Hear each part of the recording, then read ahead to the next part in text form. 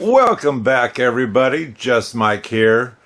I got this wonderful clock that a friend gave me because he had too many, and believe it or not, this is a Christmas present, and this video is being made right at Thanksgiving, but I have so many build up, this won't be shown until probably April. That shows you how many I have built up, I guess. Anyway, like I say, this is a beautiful clock. I noticed that it didn't have a nut on the pendulum, and so I went through my hand nuts, and I happened to find one that fit. Is a little bit too snug in the pendulum because it fits up into the pendulum, which I'll show you. And so I had to file it just a little bit. Now it works great. The only problem is, as far as I can see, is it runs a little bit too fast. Anyway, before we get carried away with all of that, let me show you the clock. So this is a clock. It only has one hole for winding, so it doesn't have any sound to it. And what I thought was cool on this clock, it has this blue symbol here, and it's with gold. This has got blue and gold triangles back and forth or whatever. It's really nice. This clock, I think, is a steel clock because it has a gold finish on it. But you can see wear on here that, in fact, I'll show it to you. It's ticking, but it's kind of coming through that makes it look like steel. But it looks like it has a lacquer finish on it. So realistically, there's not much I'm going to do with this clock on the outside except clean it because it is a bit dirty, and I'd like to remove the movement in order to more than likely clean it besides. Anyway, these hands here, they look like they just pull right off, and so I don't know if I can just pull them right off or not. I have to use my hand puller. So let me do that before we get to the back of the clock, which is another different way of screwing on the back. I was able to use my hand puller, and once I actually got behind the minute hand, it started falling off compared to actually screwing in this part that's supposed to hit the center shaft and pull them off. And they are quite dirty. I'm not sure what got onto this clock.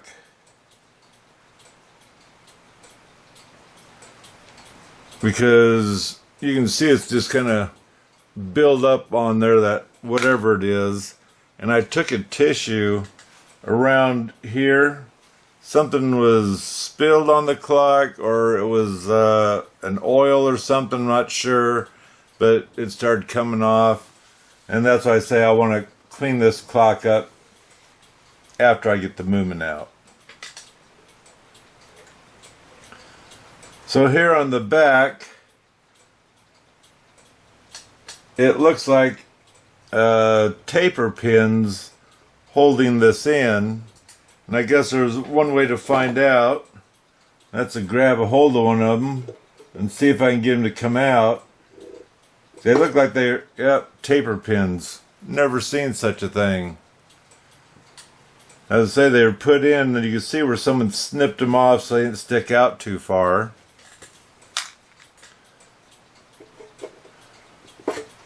Like I say, when it comes to this kind of stuff, it impresses me to see what they came up with to, in my words, be different, I guess.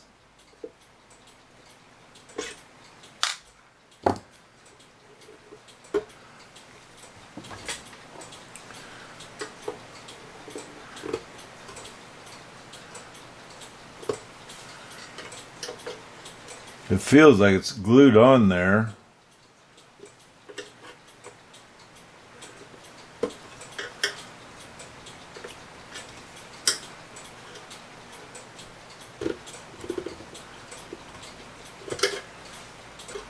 I see.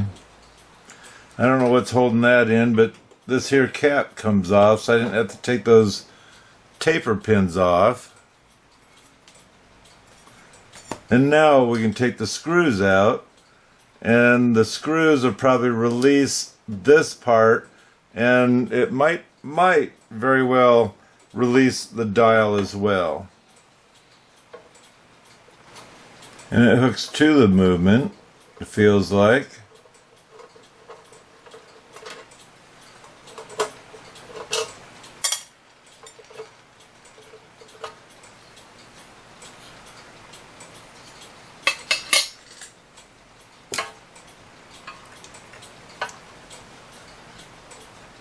Yeah, so the dial is loose. Let me take the pendulum off. And I'll show you what I was talking about on the pendulum. This here little nut, it's actually a hand nut that I have on here. And it fits very snug, but I can still turn it. The only thing is, turning it's going to speed it up. And the best I can see at the moment, it needs to slow down.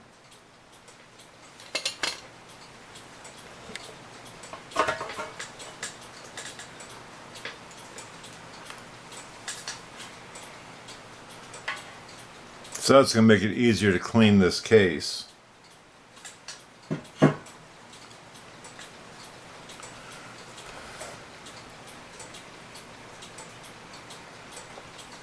So here you can see just how dirty it is.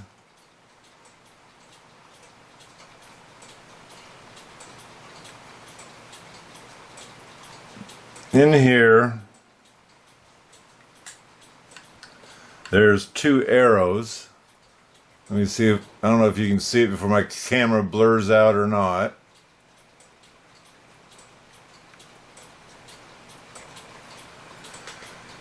And I'd say I don't see anything else on here that says anything about what this clock is.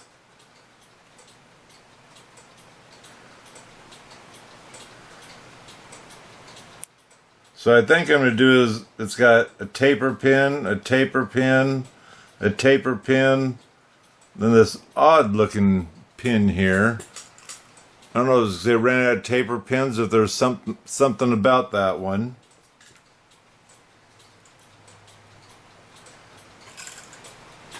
It is a taper pin, but it's got a ring on it, which actually makes it a little bit easier to get them out.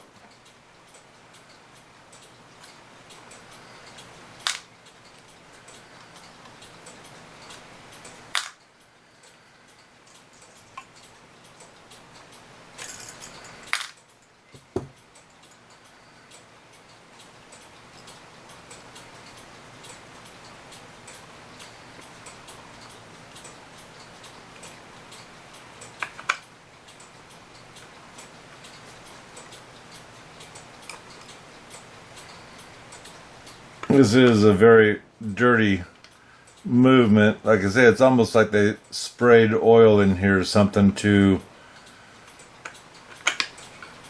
oil their clock. And some people don't understand what they need to do. So this is really semi-nasty. So nice thing, this thing totally comes out so I can clean it as well.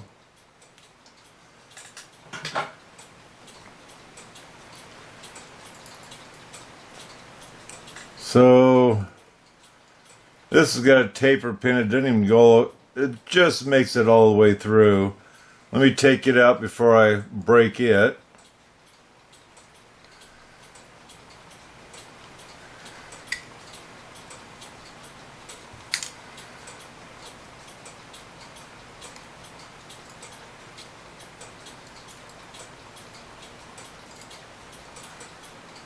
There we go. Like I say, it does run, but it doesn't like running. Let me get some pictures of this before we do anything with it.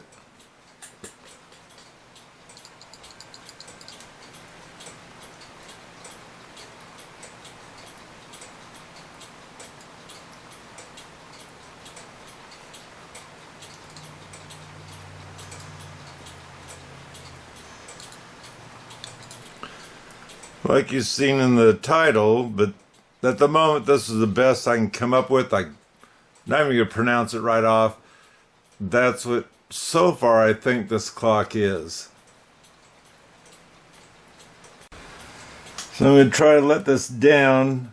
This clicker has a little bob rod that sticks up that I might be able to grab a hold of. This clock was wound down when I got it. Let's see if we can get this thing wound down. I wound it up to see if it would even run, which surprisingly it ran very well. So we got that totally down.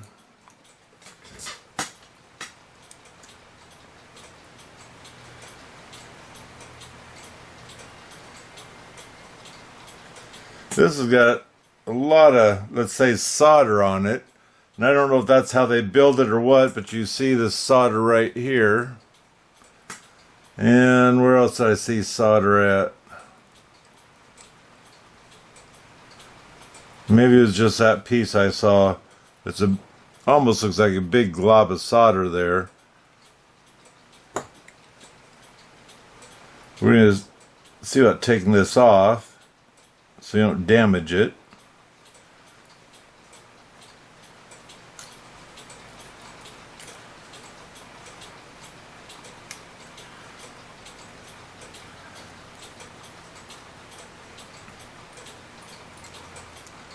So on this clock, I think I'm going to go ahead and shine all this up because it's brass.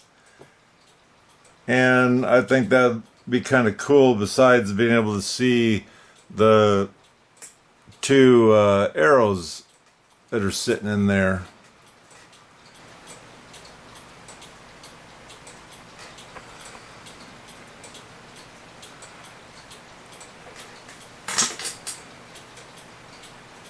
So, like I say, let me get some pictures taken before I get carried away. Nothing holding this hour hand part down. This has, yeah, it's okay. This here has a wire in here, not an E-clip, for the best I can see.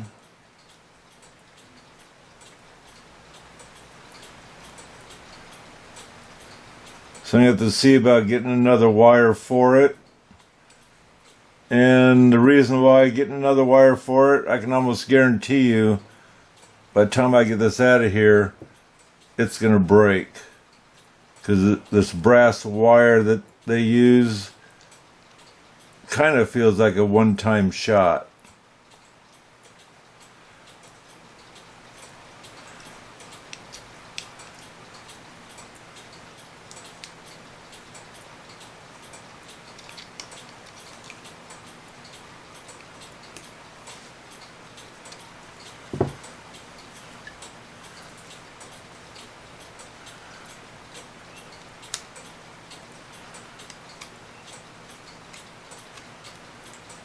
I think that side already broke off.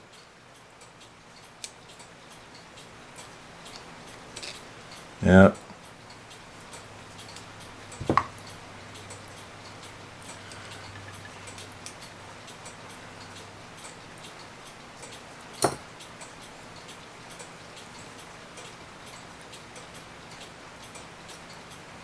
And I want to see if this, yep. It's got a washer there to lift it up high enough. And the washer is actually a little bit big, not that it's going to hurt anything. Big for the shaft.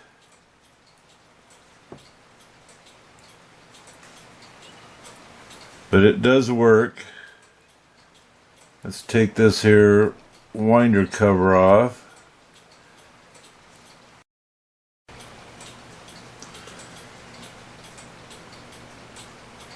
Your pictures show you which way this goes around. And it's kind of nice. I can take the spring out only if that's all I wanted to clean. Because there's two nuts there with this bracket going across and it'll just pull right out. And so I'm going to go ahead and take that out.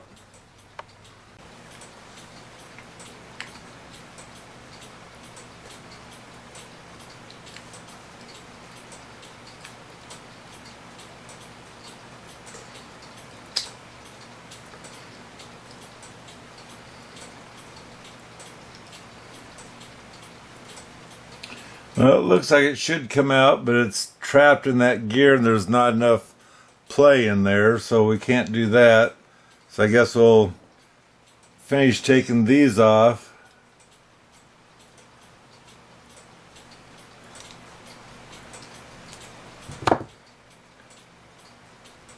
I don't have a socket that fits these nuts.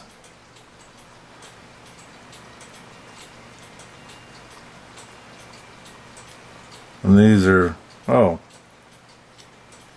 there's tubes that slip over those. And they're real gummy inside there.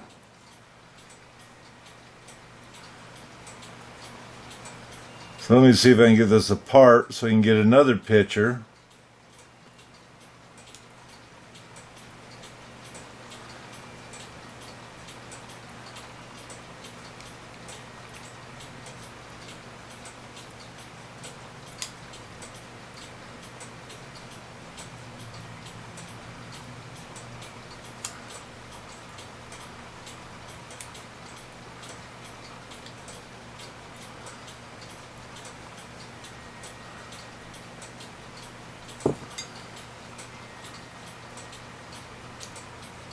A picture of where each of these gears are, which is not a heart attack because this doesn't have music to it. It's just time only, or it doesn't even have a gong.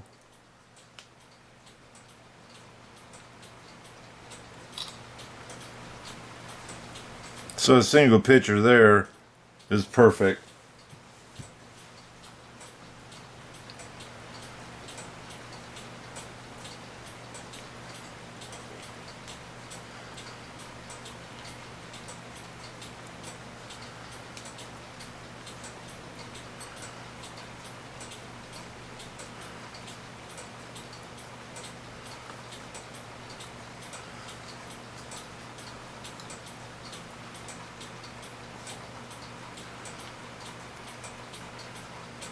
And this has the part that turns the gears here to make the hour hand move.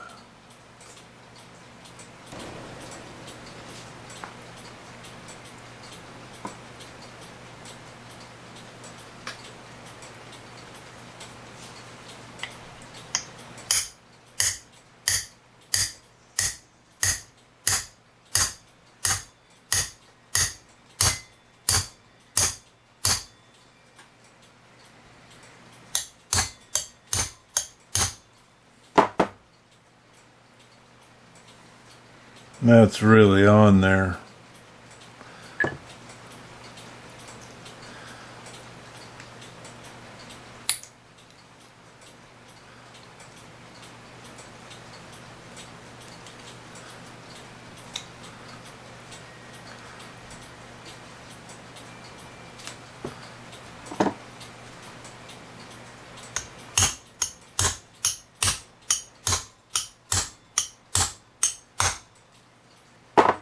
That took some doing.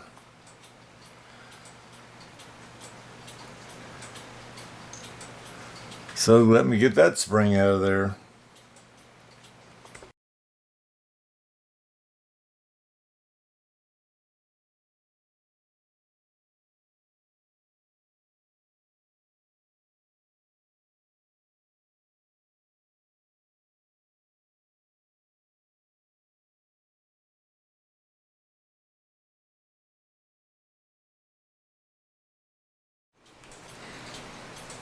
So before you screw this plate on, as you saw, this here has to be in there because otherwise you can't get it to connect to the gear it's supposed to be hooked to.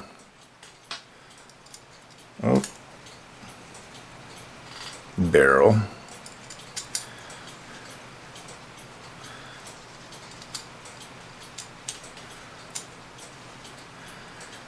These nuts are a different size than these. These are larger.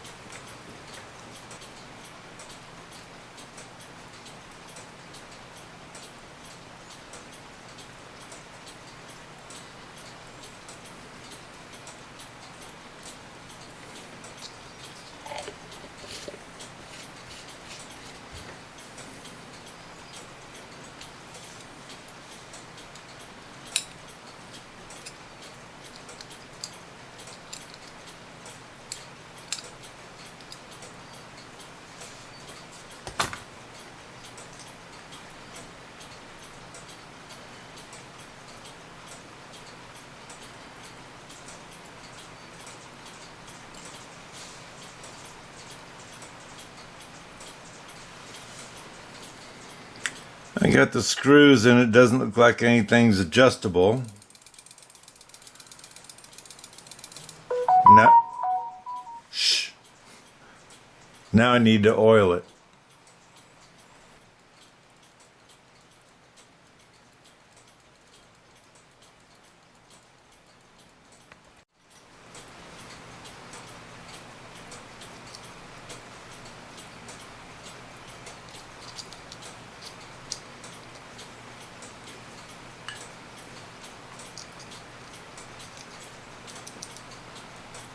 Need to get a wire that'll fit in there.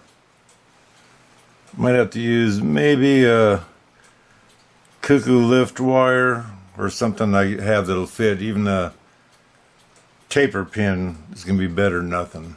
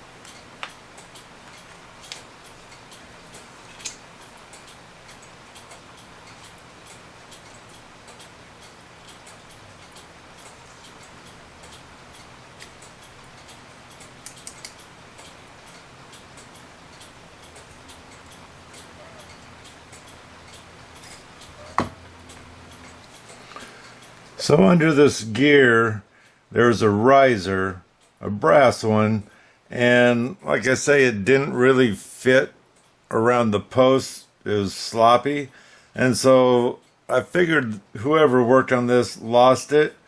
Well, this pin, which was originally a wire, it was forced through there. Somehow or another they got it through, and so this was real snug up against it. When I tried putting back a taper pin, it was really tight, and it would tick until the time got to where there's putting pressure on the front and the clock would stop. Now, and what I did, I didn't have a washer thin enough for what I needed.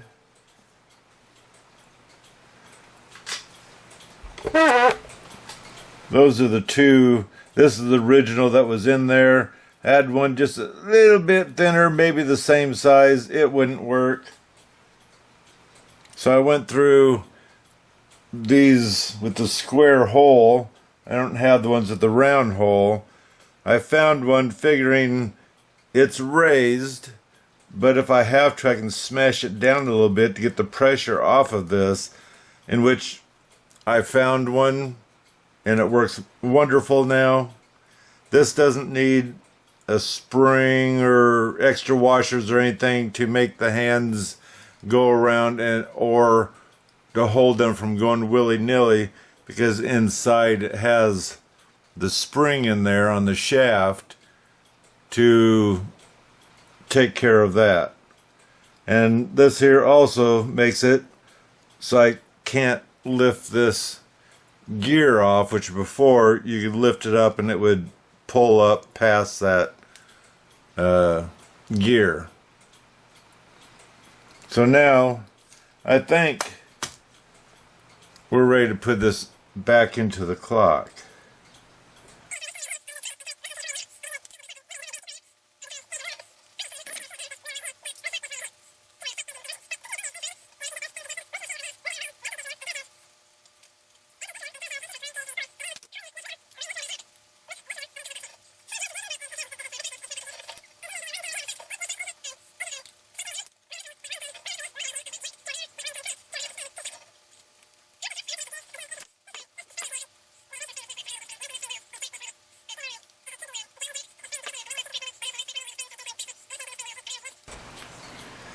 So I washed the box of the clock, and like I say, this here is showing to me a copper color, but this does have a heavy varnish or something on it. If you look inside this clock, you can see this is all brass, and so it wouldn't be a problem cleaning this up, I guess I'll say. But if you do, you're going to have to put a heavy spray back on here to get the shine that it has in here. And also, this here has that antique look, and so it might be a bad thing to strip that. And so I decided, even though it's going to semi-kill me, it is good enough. Happy with it.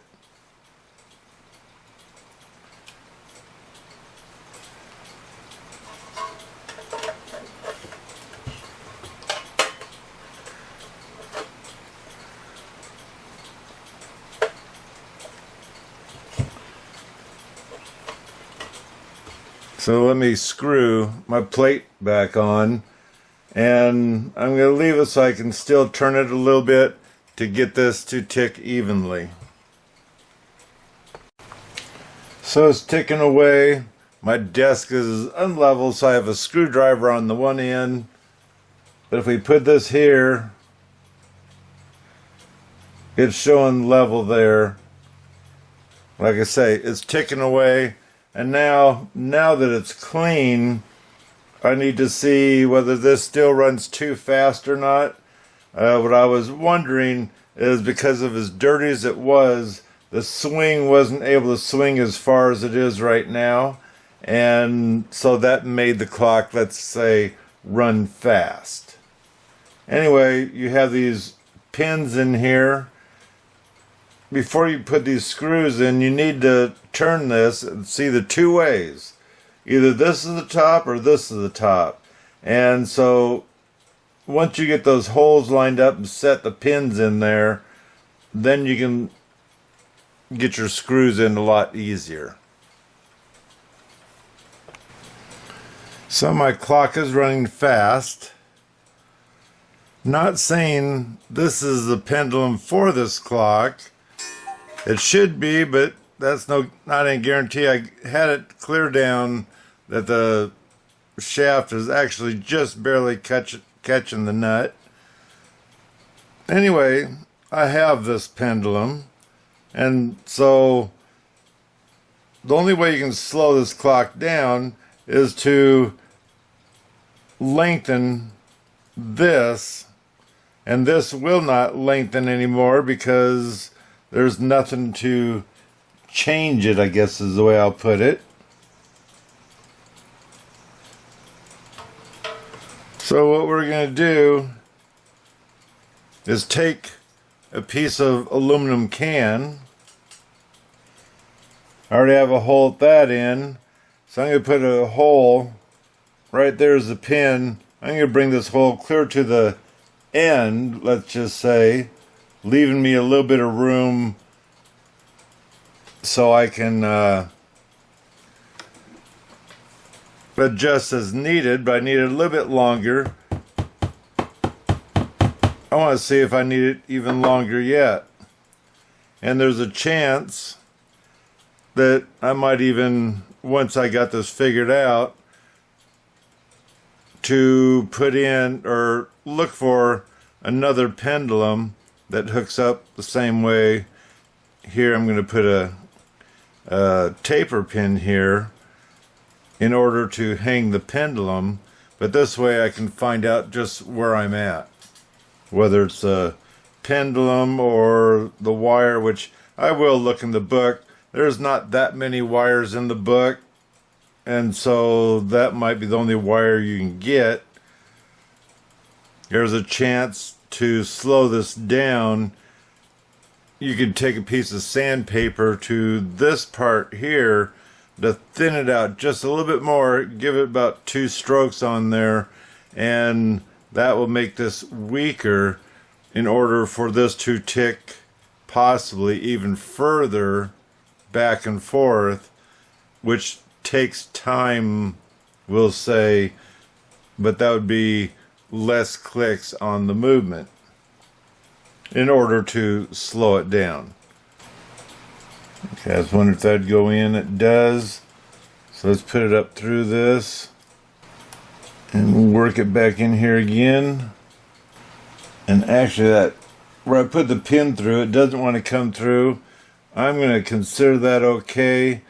Hopefully it's not going to affect this end too much. Now let me get a taper pin so I can set in here so I can hang my pendulum. So I have found me a smaller scrap piece. Well, let's call it, it's not really scrap. Get this in there. Normally if you can spin this a little bit, it is aluminum can and it will get bigger.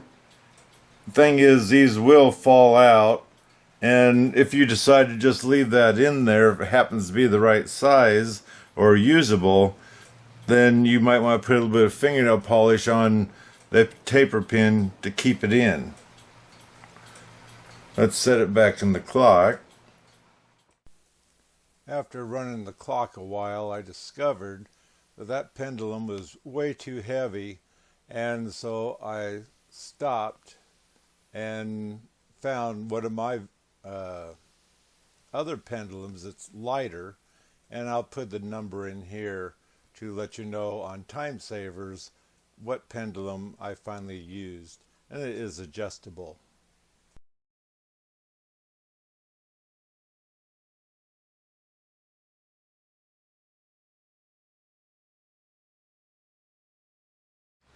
Now I'll reset the time. This should stay into place because it is a little bit snug in the front. Reset the time and see if that's helped me any. So there you can see the shine if someone happens to pop the back cover off. That's the only thing I was concerned about. When it comes to the pendulum length, using an aluminum can, it's much longer than the original. The aluminum can is approximately 4.5 inches, and like I say, we have different material, It's possibly thicker than the original, and so it doesn't move, let's say, like the original. And so that there's a, let's say, a fix if I want to leave it that way. The original one, overall length, is 3 1/4, and so, like I've said before, there's a chance that the pendulum doesn't really belong with this clock, because I can't lower it any further, and that's what I need to do, is slow down this clock. So if I decide to leave that in there, which at the moment I'm going to say yes, this here I'm going to keep with the clock. I'll tape it up inside, so that way down the road, if I decide to get a different pendulum that might match this better, that's what I'm going to do. But for now, I'm just happy this thing works. These taper pins, they have to be in the clock. It's not something that's going to change anything, except when you go to wind the clock. They need to be in there, because otherwise this whole frame will move, because you're putting stress on the clock winding it. So there's the front of the clock. I think this clock looks beautiful, especially with the antique look to it, and the unusual, to me, a blue decoration with the white cross in there. And like I say, when it comes to the movement, you have those 2 crossed arrows in there to give you a hint of what this clock is named, or who made the movement, is, I guess, is the way I'm going to put it. So I do hope this video is interesting, whether you have one of these clocks or not, and taking it apart, cleaning it, but mainly cleaning the mainspring is what I think this clock needed, even though it did run, but it ran fast, and still ran fast until I cut the aluminum leader, is what I'm going to call it, to make it, or made a new suspension spring in order to slow down the clock for now. Like I say, when you don't own a clock and now you do, you don't know whether that pendulum was with the clock or not. And so this is an interesting way to, let's say, on the cheap, fix your clock. Anyway, don't forget to subscribe. And why? Because it's free. And until next time, God bless.